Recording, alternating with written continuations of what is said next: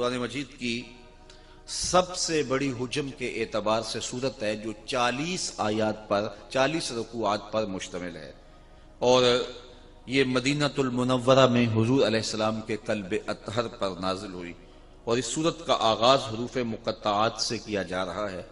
حروف مقطعات وہ ہوتے ہیں کہ جن کی تعویل اللہ کے علاوہ کوئی نہیں جانتا، لا یعلم تعویلہ الا اللہ، اس کی تعویل اللہ ہی جانتا ہے، اس کا رسول ہی جانتا ہے۔ ہاں علماء نے اس پر گفتگو کی ہے، الف سے مراد اللہ، لام سے مراد جبریل امین، اور میم سے مراد مصطفیٰ کریم صلی اللہ علیہ وسلم کی ذات ستودہ صفات۔ ویسے یہاں ایک خوبصورت بات لکھی ہے شاہ عبدالعزیز محدث دہلوی نے، وہ فرماتے ہیں الف سے مراد اللہ بات تو سمجھ میں آتی ہے، اور میم سے مراد محمد صلی اللہ علیہ وآلہ وسلم یہ بات بھی سمجھ میں آتی ہے، تو جبریل تو جیم سے ہوتا ہے، لام سے تو نہیں ہوتا۔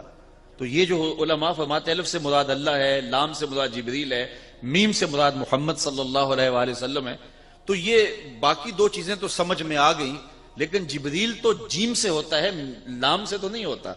تو پھر خود فرماتے ہیں کہ عرب میں چونکہ غلام و آقا کا ماجرا تھا، تو جب وہ اس طرح لکھتے تھے تو جو آقا کا نام تھا اس کا پہلا حرف لکھتے تھے، غلام کے نام کا آخری حرف لکھتے تھے، تو گویا جبریل کو جیم سے نہیں لکھا، لام سے لکھا ہے، قرآن کھولتے ہی پتہ چل جائے کہ جبریل میرے نبی کے در کا نوکر ہے۔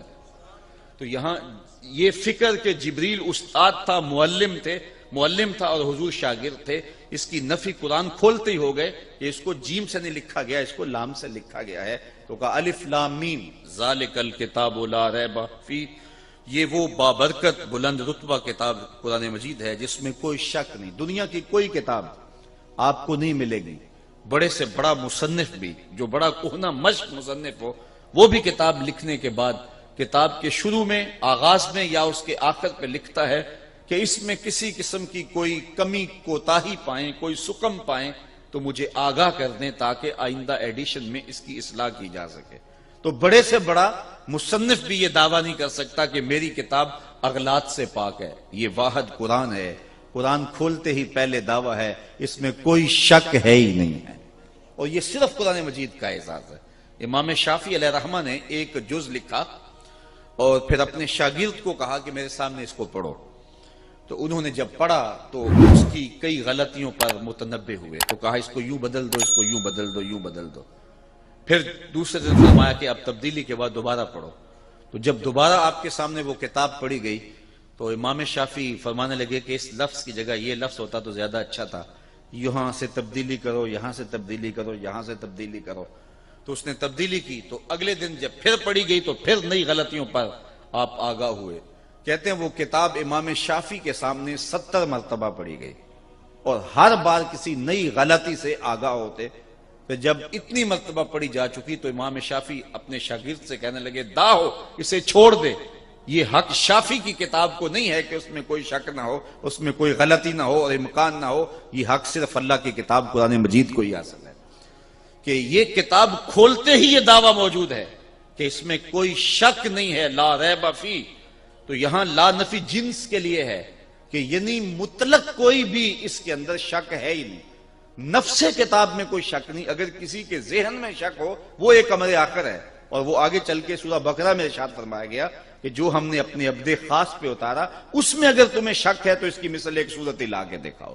تو کسی کے نفس میں شک ہو، کسی کے ذہن میں تردد ہو، وہ ایک امر آخر ہے۔ نفس کتاب کے اندر لا ریب فیہ مطلق نفی کر دی گئی، جنسیت جنس کی نفی کر دی گئی کہ شک نام کی چیز ہی اس کتاب میں نہیں۔ اتنی مبرہ، اتنی پاکیزہ اور اتنی خوبصورت کتاب ہے کہ یہاں شک نہیں ہے۔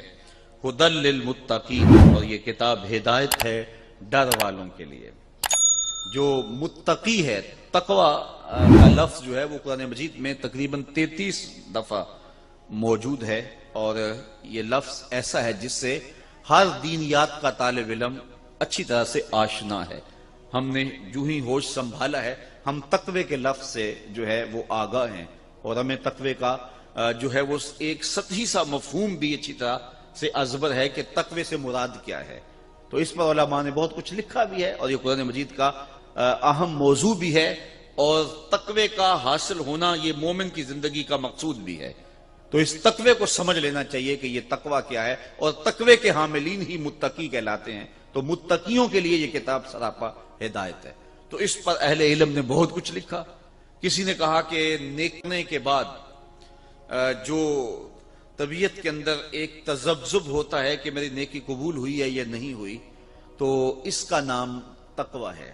نیکی کرنے کے بعد بھی ڈرتا رہے، اور یہ حضرت شیخ جہانگیر سمنانی علیہ رحمہ کا قول ہے، اور اس کی تائید میں حضرت علی المرتضی رضی اللہ تعالی عنہ سے مروی ایک روایت بھی موجود ہے کہ نیکی کرنے کے بعد بھی انسان ڈرتا رہے کہ پتہ نہیں میری نیکی بھی قبول ہوئی ہے کہ نہیں۔ اور اگر اس پر عمل دیکھنا ہو تو وہ سیدنا فاروق اعظم کا عمل موجود ہے کہ عید کے دن رو رہے تھے، تو کسی نے پوچھا کہ حضرت آج تو خوشیوں بھرا دن ہے، تو کہا مجھے نہیں پتا میرے روزے قبول ہوئے ہیں یا کہ نہیں ہوئے، میں مقبولین میں سے ہوں یا مطرودین میں سے۔ تو یہ ہے نیکی کرنے کے بعد بھی ایک کھٹکا رہے، ڈر رہے کہ پتہ نہیں میری نیکی قبول ہے کہ نہیں، چونکہ جو گناہ ہوتا ہے وہ کنفرم ہے کہ گناہ ہے۔ تو نیکی میں تھوڑا سا فرق نیت کا آ گیا، تو یوں کہ یہ بڑی حساسیت ہے اس معاملے کے اندر۔ کیا اقبال نے کہا تھا، براہیمی نظر لیکن بڑی مشکل سے ملتی ہے، ہوس چھپ چھپ کے سینوں میں بنا لیتی ہے تصویریں۔ تو یہ بڑی باریک سی چالیں ہوتی ہیں، ریا کی بھی، عجب کی بھی، اور بہت ساری چالیں جو عمل کو برباد کر دیتی ہیں۔ اس لیے جو ہے وہ نیکی کرنے کے بعد بھی وہ جو طبیعت کے اندر بے چینی ہوتی ہے کہ پتہ نہیں میری نیکی قبول ہوئی ہے یا کہ نہیں، تو اس کو تقویٰ کہتے ہیں۔ تقوی کے بارے میں یہ بھی کہا گیا کہ گناہ سے قلبی نفرت اور نیکی کی طرف قلبی رغبت کا نام تقوی ہے۔ لیکن میرے خیال میں تقوی کے حوالے سے بہت اچھا حضرت کعب بن احبار سے مروی ہے، جب حضرت عمر رضی اللہ تعالیٰ عنہ نے ان سے پوچھا کہ تم پچھلی کتابوں کے عالم بھی ہو اور قرآن بھی پڑھا ہے، تم بتاؤ کہ تقوی کیا ہے۔ یہ کعب احبار نے حضور کا زمانہ پایا ہے، لیکن زمانہ رسالت مآب صلی اللہ علیہ وسلم میں اسلام قبول نہیں کیا۔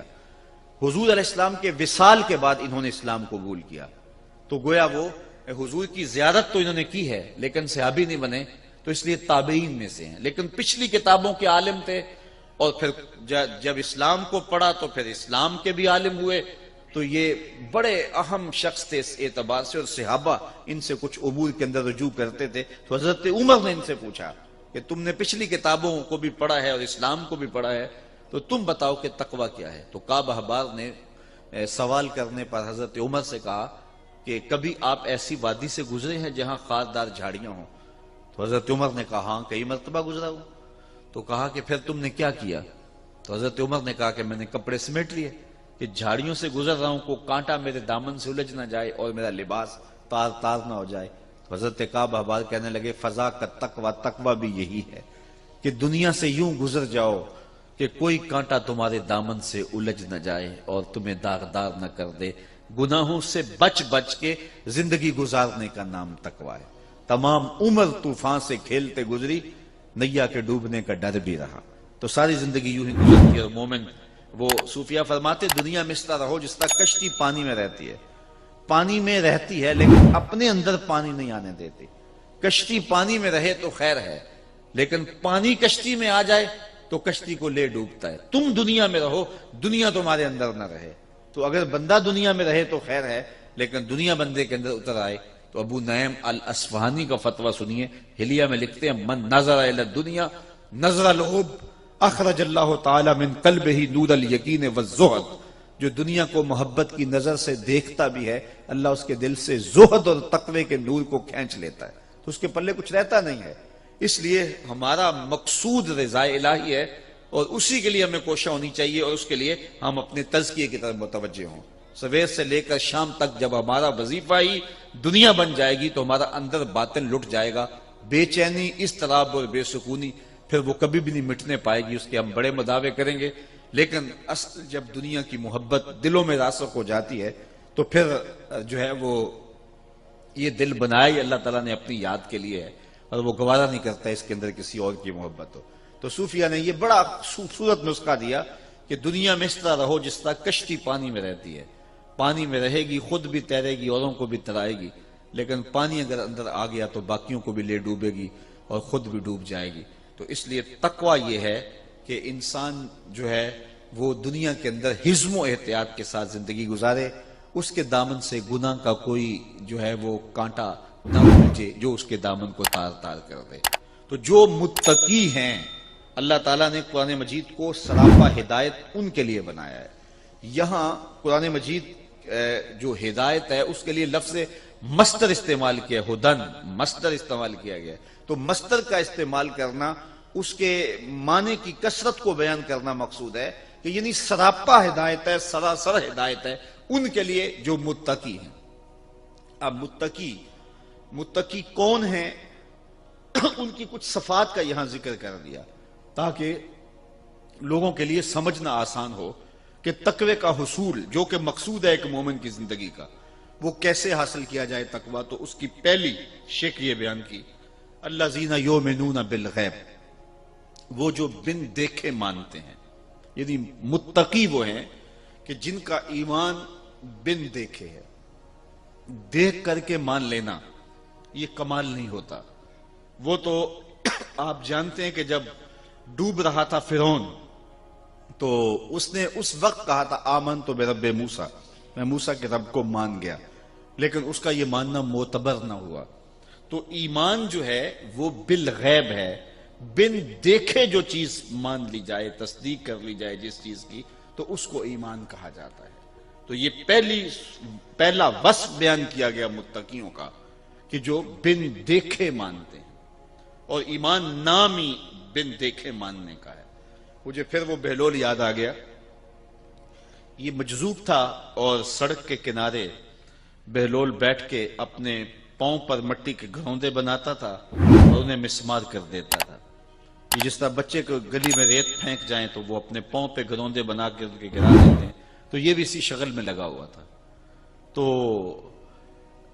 بادشاہ گزرا ہارون الرشید، اس نے دیکھا کہ بہلول بیٹھا ہے اور اپنے پاؤں پہ مٹی کے گھروندے بناتا ہے اور بعد میں مسمار کر دیتا ہے۔ تو بادشاہ نے مسکرا کے پوچھا بہلول کیا کر رہے ہو؟ اس نے کہا جنت کے محل بنا رہا ہوں۔ تو بادشاہ مسکرا کے گزر گیا، دیوانہ ہے، جنون کی باتیں کر رہا ہے۔ لیکن سعدی بولے سعدیا نزدیک رائے عاشقاں خلق مجنونند و مجنو عاقل است۔ کہتے ہیں کہ اگر عاشقوں سے رائے پوچھتے ہو تو اصل جو یار کے نام پہ سب کچھ وار دیتا ہے وہی تو عاقل ہوتا ہے۔ تو خیر بادشاہ نے کہا کہ ٹھیک ہے کوئی جنونی باتیں ہیں، بادشاہ گزر گیا۔ پیچھے ملکہ زبیدہ آ رہی تھی، اس نے دیکھا بہلول مٹی کے گھروندے اپنے پاؤں پہ بناتا ہے، مسمار کر دیتا ہے۔ وہ بھی رک گئی، پوچھا بہلول کیا کر رہے ہو؟ کہا جنت کے محل بنا رہا ہوں۔ کہا بیچتے بھی ہو؟ کہاں بیچتا ہوں۔ کتنے کا؟ 10 روپے کا۔ اس نے 10 درہم یا دینار نکال کر کے دیے تجوری سے۔ تو بہلول نے وہ پیسے پکڑے اور دجلہ میں پھینک دیے اور ایک گھروندے کے گرد جو ہے وہ دائرہ کھینچ دیا، کہا یہ تمہارا ہوا۔ تو خیر ملکہ بھی چلی گئی، رات پڑی، بادشاہ سویا تو کیا منظر جاگتا ہے خواب میں کہ جنت ہے، خوبصورت محلات ہیں، ایک محل کے باہر لکھا ہے ملکہ زبیدہ۔ شوق ہوا کہ دیکھوں، آگے بڑھا تو خادم نے روک دیا، کہا یہ میری بیوی کا محل ہے۔ کہا جنت اور دنیا کے ضابطے الگ الگ ہیں، تم اجازت کے بغیر نہیں جا سکتے۔ اسی اثناء میں بادشاہ کی آنکھ کھل گئی۔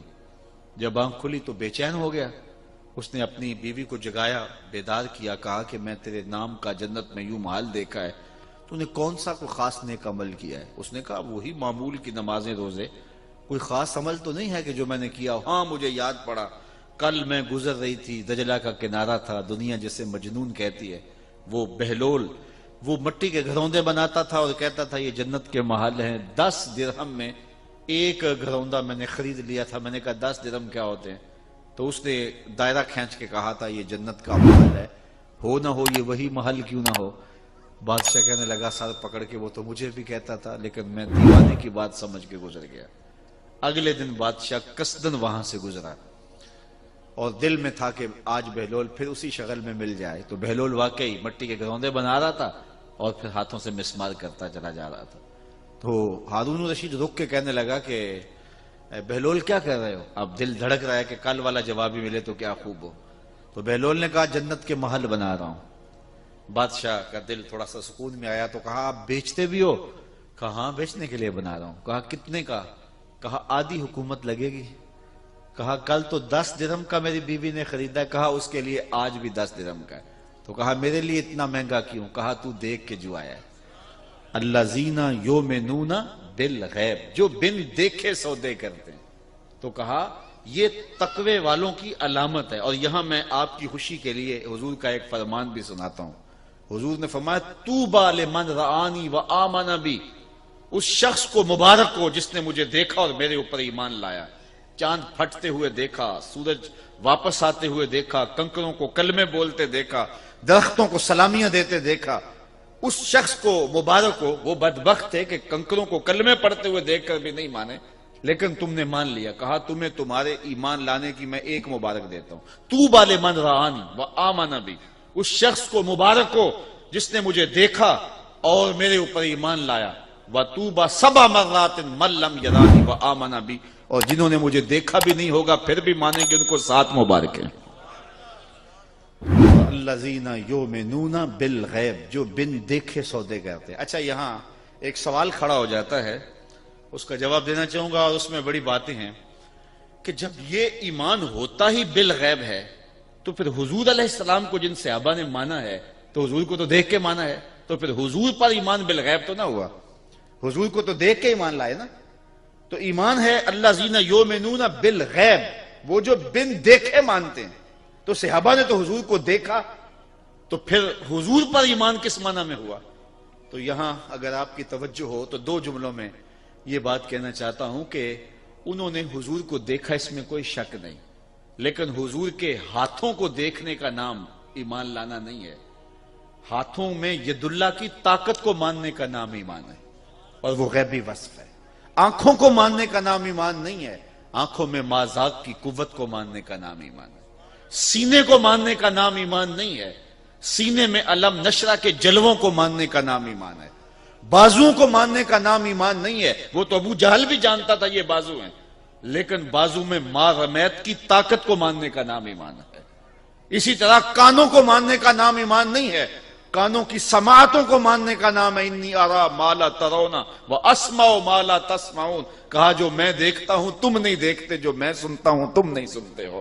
ان قوتوں کو ماننے کا نام ایمان ہے. دوسرے لفظوں میں یوں کہہ لو کہ محمد بن عبداللہ کو ماننے کا نام ایمان نہیں ہے، محمد رسول اللہ کو نام ماننے کا نام ایمان. اور یہ اوصاف غیبیاں ہیں. تو حضور کو بھی جنہوں نے مانا تو حضور علیہ الصلوۃ والسلام کے وجود کو، بشرے کو، حضور علیہ الصلوۃ والسلام کی صورت کو انہوں نے گو دیکھا. لیکن ایمان ان غیبی صفات پر ہے جو دکھائی نہیں دیتی، اور ان غیبی صفات کو ماننا ہی کمال ہے. تو آج اگر کوئی رسول اللہ کو مانتا ہے لیکن حضور کے کمالات نہیں مانتا ہے تو پھر کس طرح اس کا ایمان معتبر ہوگا؟ ایمان تو بالغیب ہوتا ہے. تو رسول اللہ کے چہرے کو ماننے کا ایمان نام ایمان نہیں ہے، چہرے میں وجہ اللہ کے جلووں کو ماننے کا نام ایمان. تو جنہوں نے ظاہری طور پہ دیکھا، ذرا ان کا رنگ بھی دیکھیے. یہ قرآن سے چلو اس بات کو طے کر لیتے ہیں. کچھ لوگوں نے دیکھا نا، لیکن خدا کہتا ہے نہیں دیکھا. ذرا غور کیجیے اس جملے پہ، وَتَرَاهُمْ يَنْظُرُونَ إِلَيْكَ وَهُمْ لَا يُبْصِرُونَ. کیا مرحلہ محبت ہے، اور کیا اللہ تعالیٰ نے جو ہے وہ کمال کر دی کہ فرمایا کہ وَتَرَاهُمْ يَنْظُرُونَ إِلَيْكَ. محبوب آپ ان کو دیکھ رہے ہیں، آپ ان لوگوں کو دیکھ رہے ہیں. وَتَرَاهُمْ، آپ ان کو دیکھ رہے ہیں. کیا؟ يَنْظُرُونَ إِلَيْكَ، کہ یہ تمہیں دیکھ رہے ہیں. اے محبوب آپ ان کو دیکھ رہے ہو کہ یہ آپ کو دیکھ رہے ہیں، آپ ان کے دیکھنے کو دیکھ رہے ہو. وَهُمْ لَا يُبْصِرُونَ، میں خدا ہو کے کہہ رہا ہوں کہ یہ تمہیں دیکھ ہی نہیں رہے. ذرا غور تو کیجیے، ایک ہی آیت میں 3 باتیں کہی. وَتَرَاهُمْ يَنْظُرُونَ إِلَيْكَ وَهُمْ لَا يُبْصِرُونَ. محبوب آپ دیکھ رہے ہیں کہ یہ تمہیں دیکھ رہے ہیں، میں کہتا ہوں نہیں دیکھ رہے. ذرا اس پہ تھوڑی دیر کے لیے رک جائیے کہ یہ دیکھ رہے ہیں اور ان کے دیکھنے کو محبوب آپ دیکھ رہے ہیں، لیکن میں کہتا ہوں خدا ہو کہ نہیں دیکھ رہے. اللہ اکبر. وَتَرَاهُمْ يَنْظُرُونَ إِلَيْكَ وَهُمْ لَا يُبْصِرُونَ. محبوب یہ دیکھ رہے ہیں، آنکھیں پھاڑ پھاڑ کے دیکھ رہے ہیں، لیکن میں کہتا ہوں نہیں دیکھ رہے. اس لیے کہ جنہوں نے تجھے اپنے جیسا دیکھا دیکھا ہی نہیں ہے. کول ہندیاں میں کہیں اپنا نہ جانے، دل والے آکھیا دلدار آ گئے. یار تبھی تو قبر میں سوال ہوتا ہے نا ابو جہل کو، من ربو کا ما دینو کا ما کنت تقولو فی ھذا الرجل. حضور سامنے ہیں. ابو جہل کو سوال ہوتا ہے کہ حضور کے بارے میں، حضور سامنے ہے، ذرا توجہ فرمائیے، حضور سامنے ہے. ابو جہل کو سوال ہوتا ہے ان کے بارے میں کیا کہتا ہے، یہ کون ہے؟ ابو جہل کو قبر میں سوال ہو رہا ہے، حضور سامنے ہے. پوچھا جاتا ہے یہ کون ہے؟ تو ابو جہل کیا کہتا ہے ہاتھ لا ادری، ہائے افسوس میں تو نہیں پہچانتا یہ کون ہے، مجھے تو نہیں پتا یہ کون ہے۔ یار اگر پتا نہیں ہے تو پتھر کس کو مارتا تھا؟ پتا نہیں ہے تو کانٹے کس کی راہوں میں بچھاتا تھا؟ پتا نہیں ہے تو دارالندوہ میں بیٹھ کے قتل کی سازش کس کے خلاف تیار کی ہے؟ کس کے اوپر اوجریاں ڈلواتا تھا؟ لیکن وہ کہتا ہے ہاتھ لا ادری، ہائے افسوس میں نہیں جانتا۔ ساری زندگی آنکھیں پھاڑ پھاڑ کے دیکھتا رہا، آج قبر میں حضور سامنے ہیں، سوال ہوتا ہے بتا یہ کون ہے؟ وہ کہتا ہے ہاتھ لا ادری، ہائے افسوس میں نہیں جانتا۔ 14 صدیاں گزرنے کے بعد غازی ممتاز قبر میں اترتا ہے، فرشتے پوچھتے ہیں غازی بتا یہ کون ہے؟ تو غازی کہتا ہے پیچھے ہٹو، پہلے پائے ناز کو چوم تو لینے دو، میں تو مر کے پہنچا ہوں یہاں اس دل ربا کے واسطے۔ یہ تو بخت سور گئے کہ میری قبر میں آئے وہ میرے مزار پہ گھونگھٹ اتار کے، آئے وہ میرے مزار پہ گھونگھٹ اتار کے، مجھ سے نصیب اچھے ہوئے میرے مزار کے۔ یہ تو بخت سور گئے کہ وہ میری قبر پہ آئے، پیچھے ہٹو پہلے مجھے پاؤں تو چوم لینے دو۔ ساری زندگی تو میں نعتیں ہی ان کی پڑھتا رہا، میں تو ذکر ہی ان کا کرتا رہا، پھانسی کا پھندا چوم کے میں نے ایسے ہی گلے میں تو نہیں ڈالا تھا، میں نے اس لیے سب کچھ قربان کیا تھا کہ ان کا دیدار نصیب ہو جائے۔ سوال کھڑا ہو گیا، جس نے ساری زندگی دیکھا وہ کہتا ہے ہائے افسوس میں نہیں پہچانتا یہ کون ہے۔ اور 14 صدیوں کے بعد غازی علم الدین قبر میں اترتا ہے، عامر چیمہ قبر میں اترتا ہے، سوال ہوتا ہے کہ یہ کون ہے؟ تو کہتے ہیں پیچھے ہٹو پہلے پائے ناز چوم لینے دو۔ جس نے دیکھا وہ پہچانتا نہیں، جس نے نہیں دیکھا وہ پہچان رہا ہے۔ تو اس کا سبب کیا؟ تو صاحب و سبب یہ ہے، اقبال کہتا ہے در دل مسلم مقام مصطفیٰ است، آبروئے ماز نام مصطفیٰ است۔ مومن کے دل میں ڈیرے ہی حضور کے ہوتے ہیں، اور اس کی آنکھوں نے دیکھا تھا، اس کے دل نے نہیں دیکھا تھا۔ ابو جہل کی آنکھوں نے دیکھا تھا اور رب نے نفی کر دی، وَتَرَاهُمْ يَنْظُرُونَ إِلَيْكَ۔ محبوب یہ آنکھیں پھاڑ پھاڑ کے دیکھ رہے ہیں اور آپ ان کے دیکھنے کو دیکھ رہے ہو، وَهُمْ لَا يُبْصِرُونَ۔ میں خدا ہو کے کہہ رہا ہوں یہ نہیں دیکھ رہے، اس لیے کہ انہوں نے دیکھا ہی نہیں۔ تو حضور کے بازوؤں کو ماننے کا نام ایمان نہیں، بازو میں مارمیت کی طاقت کو ماننے کا نام ایمان ہے، تو وہ غیبی صفات کو ماننے کا نام ایمان ہے۔ تو یہ اگرچہ 14 صدیوں کے فاصلے پہ تھے، انہوں نے وہ بازو نہیں دیکھے، بازوؤں کی قوت کو تو مانا ہے نا، تبھی تو کھڑے ہو کے پڑھتے تھے جس کو بارے دو عالم کی پرواہ نہیں، ایسے بازو کی قوت پہ لاکھوں سلام۔ تو انہوں نے بازو نہیں دیکھے لیکن اس قوت کو مانا ہے، انہوں نے آنکھیں نہیں دیکھی لیکن آنکھوں کے کمال کو مانا ہے، انہوں نے سینہ نہیں دیکھا لیکن علم نشرہ کے جمال کو مانا ہے، انہوں نے ہونٹ نہیں دیکھے لیکن پتلی پتلی گلے قدس کی پتیاں، ان لبوں کی نزاکت پہ لاکھوں سلام کے ترانے تو پڑے ہیں۔ اس لیے ایمان جو ہے وہ بالغیب ماننے کو کہتے ہیں۔ تو ارشاد فرمایا متقین کی پہلی صفت یہ ہے الذین یؤمنون بالغیب، جو بن دیکھے مانتے ہیں۔ تو یہ کمال ہے، بن دیکھے ماننا، انڈٹھا سودا کرنا، اور وہ جو بھی کرے گا وہ بامراد ہوگا۔ چونکہ اگر آنکھوں سے انہوں نے دیکھا تو ان آنکھوں میں تو مٹی پڑ گئی قبر کی، اس وقت تو دل کی آنکھیں کھلی، تو دل کی آنکھوں نے دیکھا ہی نہیں تھا، تو دل کی آنکھوں نے دیکھا نہیں تھا تو اب وہ پہچان نہیں سکے۔ اور جو ہے وہ جن کی دل کی آنکھوں نے دیکھا تھا، ان آنکھوں نے گو نہیں دیکھا تھا، دل کی آنکھیں کھلی تو سامنے جلوے رسول کے نظر آئے۔ اس لیے ایمان جو ہے وہ بالغیب ایمان لانے کا نام ہے۔ آگے ارشاد فرمایا وَيُقِيمُونَ الصَّلَاةَ، اور وہ نماز قائم رکھیں۔ نماز یہ دوسری صفت ہے اہل تقوی کی، کہ ایک تو وہ بالغیب مانتے ہیں، ایمان بالغیب رکھتے ہیں، بن دیکھے سودے کرتے ہیں، اور دوسری بات کہ وہ اقامت صلاۃ کا فریضہ سر انجام دیتے ہیں، 5 گانا نماز، یہ ان کا معمول زندگی، یہ متقیوں کی صفت ہے۔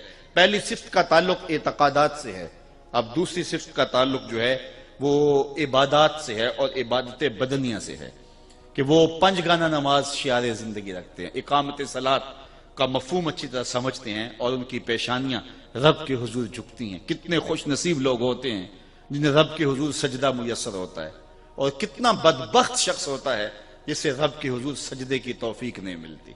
یار صبح کے وقت چڑیاں بھی اپنے گھونسلوں سے نکل کے رب کی تسبیح بول رہی ہوتی ہیں، اور حشرات الارض بھی بلوں سے باہر نکل کے رب کی پاکی کے ترانے پڑھ رہے ہوتے ہیں، اور وہ کتنا بد نصیب ہوتا ہے جو اس وقت نیند کے خراٹوں میں ہوتا ہے۔ آغاز اللہ کے حضور سجدے سے کیجئے، پھر دارین کی عزتیں تمہیں مقسوم کرے گا۔ آگے فرمایا وَمِمَّا رَزَقْنَاهُمْ يُنْفِقُونَ، اور ہم نے جو ان کو عطا کیا اس سے وہ خرچ کرتے ہیں۔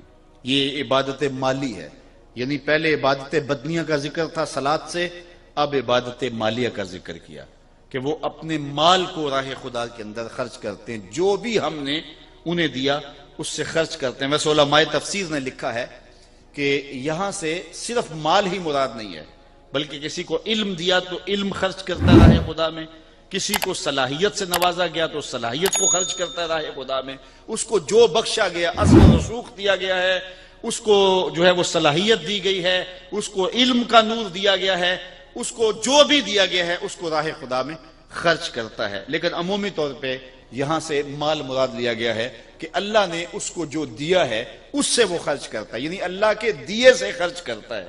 یہ اس کا رنگ ہے، یہ اس کی کرم نوازیاں ہیں کہ وہ خود دے کے کہتا ہے میری راہ میں خرچ کرو، بلکہ وہ خود دے کے کہتا ہے کون ہے جو مجھ کو قرض حسنہ دے، یعنی خود عطا کرتا ہے اور پھر خود کہتا ہے مجھے قرض حسنہ دو، میں تمہیں اچھے طریقے سے لوٹاؤں گا۔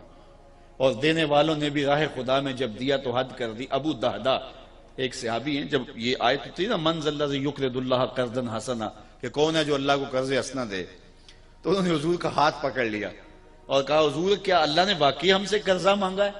تو حضور نے فرمایا ہاں ابو دہدا، اللہ نے واقعی ہم سے قرضہ مانگا ہے۔ تو وہ حضور کا ہاتھ پکڑ کے ایک سمت جاتے جا رہے ہیں اور آگے ان کا باغ آ گیا جس میں 600 کھجوروں کے درخت تھے، اور کب باغ لگایا جاتا ہے، کب پلتے ہیں اور پروان چڑھتے ہیں، اور جب جو ہے وہ باغ کمال پہ ہوتا ہے، جوبن پہ ہوتا ہے، تو پھر جو ہے اس کے ساتھ جو باغ کے مالک کو محبت ہوتی ہے۔ ہمارے دیہاتوں میں لوگ کہتے ہیں کہ جٹ گنا نہیں توڑن دیتا، اور چاہے وہ گڑ کی پیسی وہ دے دے لیکن گنا نہیں توڑنے دیتا، تو وہ اپنے کھیت کے ساتھ جو تعلق ہے یہ اس کی مثال ہے۔ تو 600 کھجوروں کے درخت، تو انہوں نے حضور کا ہاتھ پکڑا اور باغ کے قریب لے گئے اور کہا حضور کیا اللہ نے واقعی ہم سے قرضہ مانگا ہے؟ حضور نے پھر فرمایا ہاں اللہ نے واقعی قرض مانگا ہے۔ تو کہا پھر اس سودے کے آپ گواہ بن جائیں، یہ باغ میں نے اللہ کو قرضے میں دے دیا۔ وہ 600 باغ، 600 کھجوروں پر مشتمل باغ، ان کی رہائش بھی اس باغ کے اندر تھی۔ اب اندر نہیں جا رہے، باہر ہی کھڑے ہو گئے اور اپنی بیوی کو آواز دی یا امت دہدا اخرجی، اے دہدا کی امی ذرا باہر آ جا، یہ باغ اب ہمارا نہیں رہا، ہم نے اللہ کو دے دیے۔ اچھا وہ حضور کے درس گاہ کے پڑے ہوئے لوگ کیسے خوش نصیب تھے۔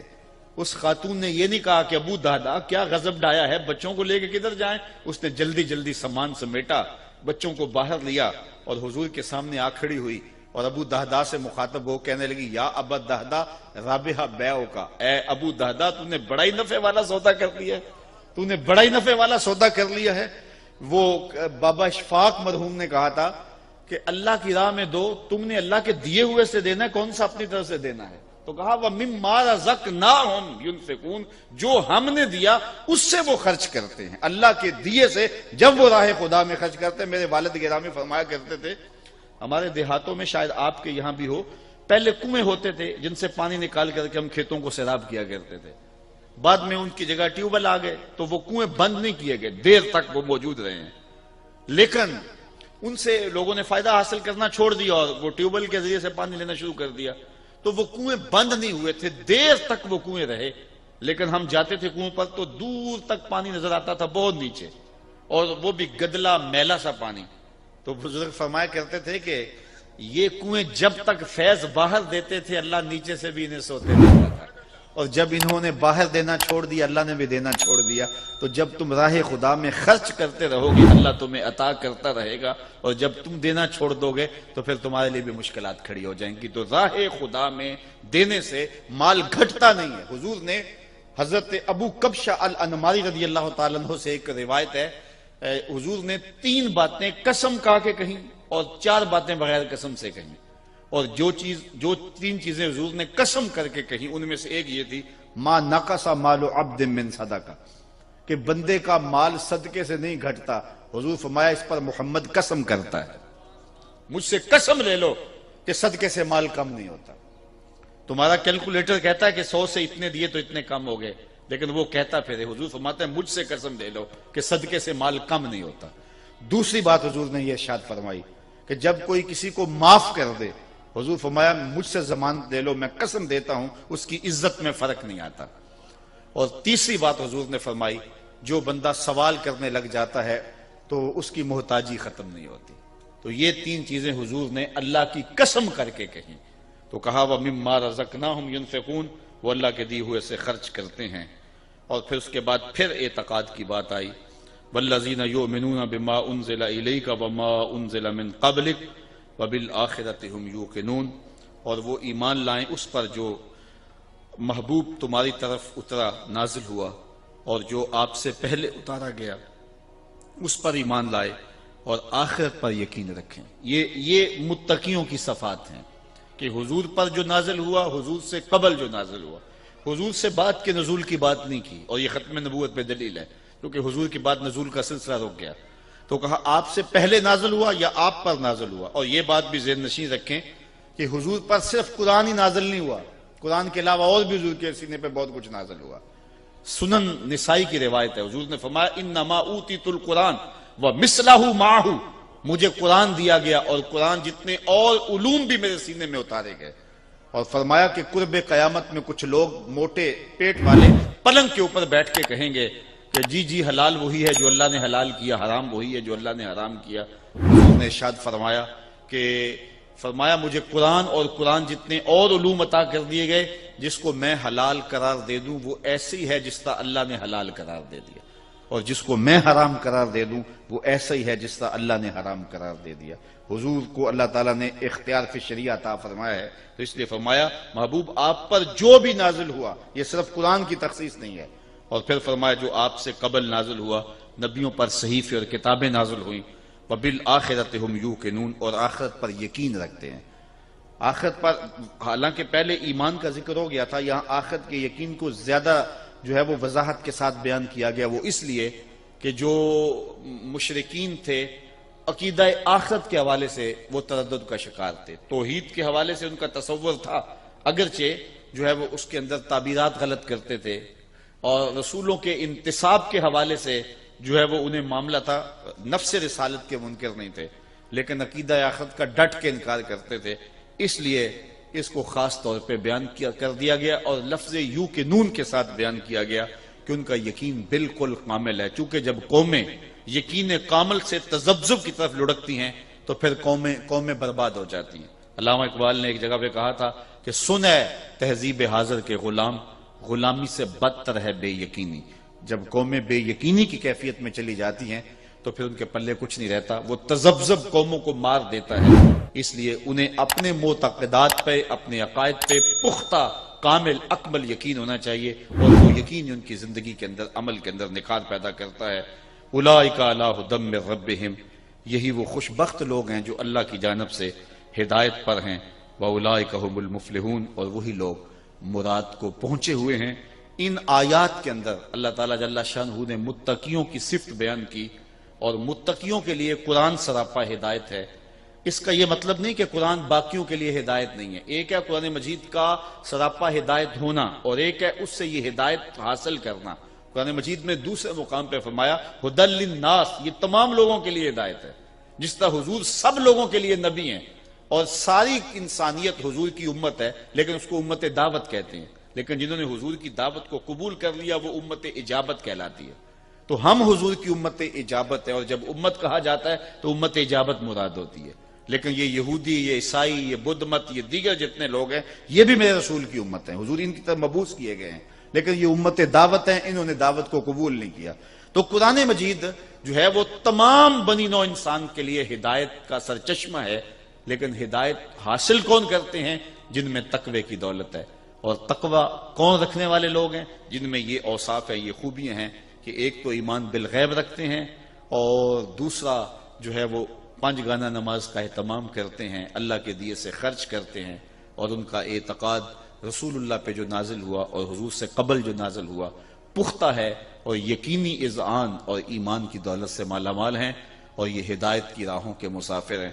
اس کے بعد کفار اور پھر مسلسل 13 آیات میں منافقین کا تذکرہ ہے۔